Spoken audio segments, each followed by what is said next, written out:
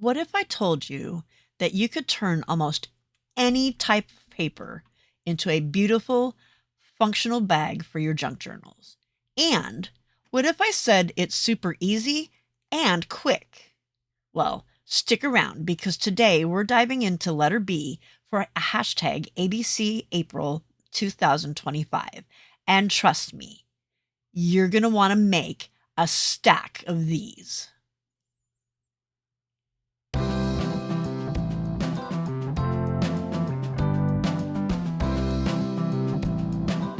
Hi, it's time once again for coffee, crafting, and cats with the Ginger Cat Lady. I'm Pam, and Harley is, well, probably lurking somewhere waiting to cause some chaos. Actually, I think he's back there harassing the dog right now. All right, well, I'm so excited to be working on day 2 of the hashtag ABC April 2025 challenge.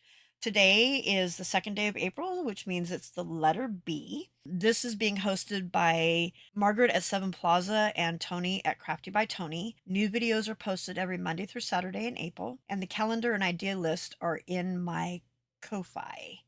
So let's jump into today's project, which is B is for bag. So the project we're working on today is like a treat bag, or sometimes they're called glassine bags, or even better yet, the bags that come full of yummy goodness when you buy pastries at Starbucks or your local coffee shop. So these can be made out of any kind of paper that you can think of, as long as it's not thick paper. So today I'm going to be using some vellum and some grid paper, some manila paper, construction paper, the kind of construction paper that kids use for art projects, some sheet music, some waxy deli paper, and another kind of deli paper, like what your sandwiches come wrapped in. This is IKEA packing paper. It came with a piece of furniture and was in between two pieces of wood to protect it, and finally some ledger paper.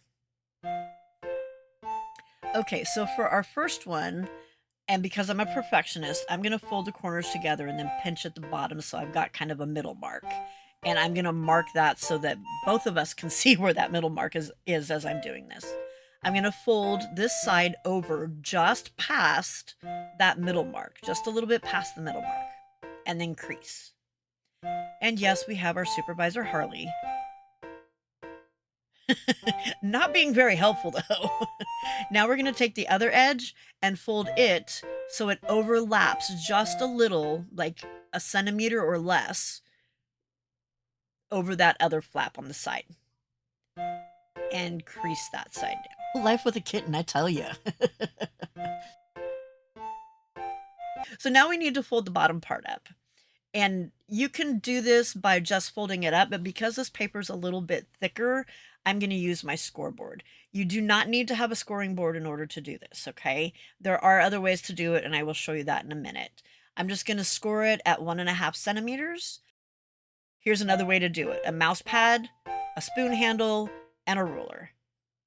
Gives you a crease, nice and easy to fold.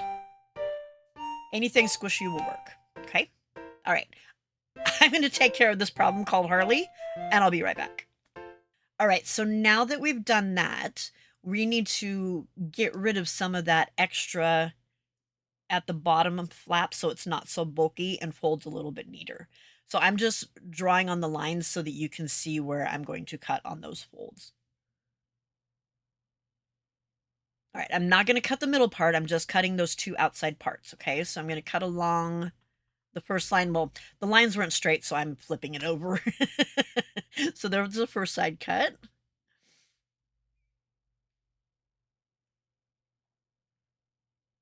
So now we're going to fold it back in half. Oh, I'm just writing back here so I know where the back part is. All right. So now I'm just going to fold it in half again, and I want to align not the corners like I am in this picture. You want to align the folds, the creases right there. And we're going to slant our scissors coming from the middle part towards that corner so that we have a little mitered corner down there at the bottom. And that makes a nice, neat mitered corner for us that isn't bulky, okay? Now we need to do the front part, or that top flap, sorry, not the front part, but the top flap. So for this, I'm gonna once again go down about a 1.5 centimeters from the top. So that's what I'm doing. I'm just marking that now. And then I'm gonna use a T-square to then draw that line. The line is only going across the middle though. I'm not drawing on the two flaps, just across the top middle of the bag. All right. Now I'm going to do the same thing as on the bottom. I'm going to fold so that I have those two creases lined up again. But this time I'm going to cut from that outside flap in towards the corner. So I'm kind of showing you that with my finger right now. I'm going to cut from there to there. Okay. And I think right here, I'm actually thinking about it at the same time, trying to make sure that I'm not going to cut the wrong direction. And then I changed my mind and I refold it. Oh, because I wanted to see my line. Okay. So I'm going to slant from the outside in towards that corner. And then I'm going to cut along that middle line of the flap, leaving the two outside flaps so that they are sticking up above. Okay. Now it is time for us to glue. Oh, no, I forgot. I'm going to draw a line right here that we will use in a little bit. This is if you have pinking shears and want to use them. Okay, I'm going to fold the flap down, put some glue along that edge, glue along the inside edge on the other side, stick them down and seal them really good. And then some glue along the bottom flap to seal up the bag. All right, just kind of cleaning it up a little bit. And now I'm using pinking shears to cut the top to make it nice and cute. You do not need to do that part. If you do not have pinking shears, it is not a big deal. You can leave them straight. Okay, let's take a look at how we can use it in a journal. We can take that pocket and adhere it to the front inside flap for a pocket there, or we can put it on a page inside our journal. All right, so now I'm going to make two more. I'm going to kind of speed it up a little bit and just show you again how to do it. If you want to see it slower, you can slow the speed of your video down.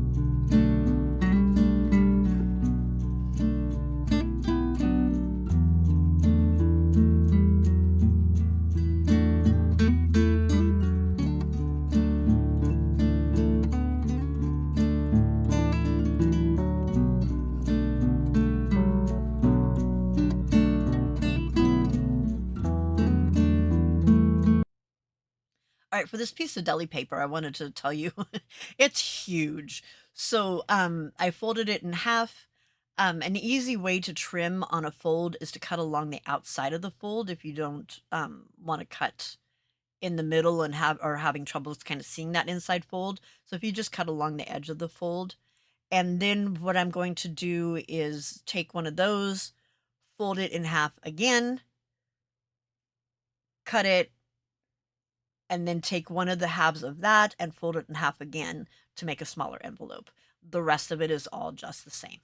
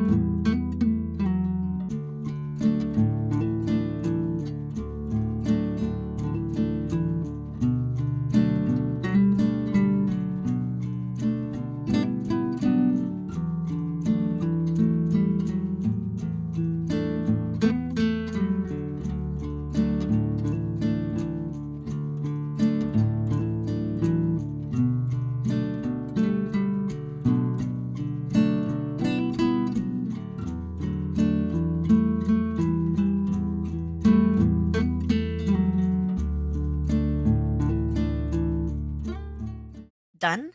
I'm going to go off camera and make some more, and I'll be right back. All right, it's been about an hour, and I made, let's see, 10 bags in that time. Took a little longer because crazy kitten that needed attention, and I did make one of the bags extra special. On that white one, I was just showing you that I did not cut the edge. I just cut it straight. I didn't use the pinking shears, and on the sheet music, it was just kind of torn a little bit. I thought that looked kind of cool. But look at all these cool envelopes. Isn't that, or not envelopes, bags. Isn't that fun? And look how big this one is. I mean, I can take all of the bags and stick them inside. Isn't that awesome? I love that one. This is my favorite though. This is made from that wax deli paper, and I love how it turned out. This one just makes me so very happy. I used some Tim Holtz distress watercolor pencils. I colored it in, and then I used a water brush and turned it into the watercolor look just by painting over the crayon that I had colored. So, and then made the bag just the same way that I made all of the others. So isn't that so cool? I love it. Okay, time for the fun part. Let's decorate. So I want to use this little envelope to put into my ideas junk journal. Sorry for the seasick there. And I've just got a couple flowers that I want to try on the envelope. I'd already stuck some lace down on the top of the envelope. Why do I keep calling it an envelope? Sorry, on the top of the bag beforehand, and then remembered, oh, I need to turn the camera on. Sorry about that. So I'm just auditioning some flowers there to see which one I like, and I ended up with these, I think they're Gerber daisies. I'm just going to ink them up with some ink. The ink that I am using for this is a ink made by Ranger. It's called archival ink, and the colors match the same ones as the distress inks, and this one is the ground espresso. The reason I chose that is because it is a permanent ink. I then used my heat tool just to set it a little bit faster so that I didn't have to wait. All right, let's get this glued down. And next, it's time for our usual little struggle bus ride. Because in a second, you will see that the labels are coming out. And this always causes me problems. I think maybe I've got too many choices. I don't know. Anyway, I'm going to sort through these real quick and find some that I think might work. And then we will do some auditioning to see which one works best. See, that wasn't too bad, right? Well, yeah, I sped it up 10 times. All right.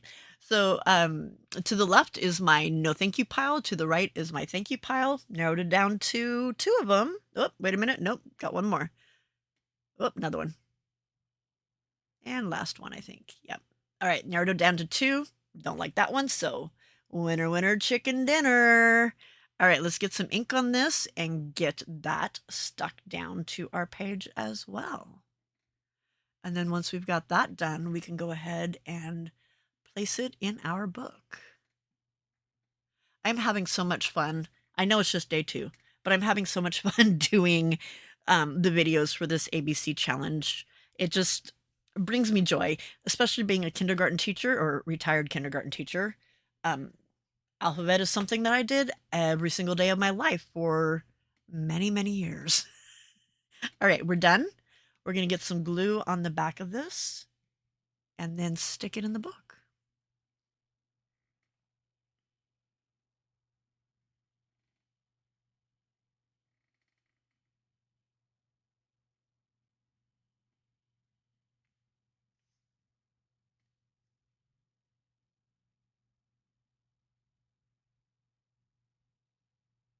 I liked this envelope because it was small, and it looked good in my book because the colors just kind of matched. Plus, it was the perfect. Oh, hi, Harley. Quick step in to supervise, make sure I'm working. Anyway, it is the perfect size for one of the altered journal card or altered flashcards, sorry, that I made yesterday. All right, so now I'm just going to do a little bit of stamping so that the page back behind isn't so boring looking, just to add a little bit of detail and to give it a little bit more distress and vintage look. I have a stamp that is just, it looks like a splatter stamp, and I'm inking that up with some distress ink called Old Paper, and just stamping it in a couple places here and there just to give it a little more depth and character and a little bit of that vintagey vibe. You know what I mean?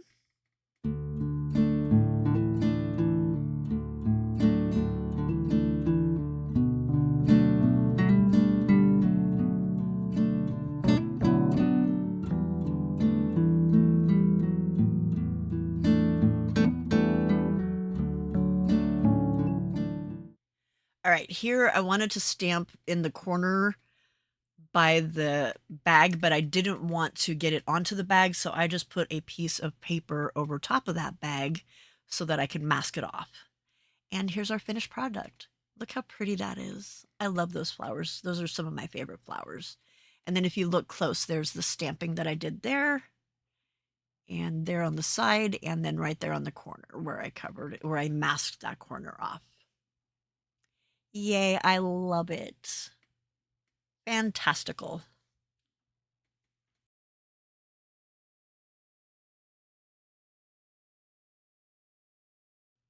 Oh, and look what else I did. I added that pretty bag into my planner. So I took a piece of crocheted lace, folded it to make a crease, put a piece of fabric lining on top of that, sewed it together, then stitched that by hand into the binding of my journal that I already had made, so it was nice and sturdy, and then put the bag between the two pieces of lace and ran that through my sewing machine. I don't know that that makes sense, and I didn't record it, but anyway, I love, love, love it. All right, that's it for today. And hashtag ABC April 2025. If this video gave you some crafty inspiration, please tap that like button, leave me a comment, and subscribe. You never know what kind of crafty chaos I might get into. Come back tomorrow for the letter C, and may your scraps be endless and your glue sticks never run dry. See you in the next one. Bye.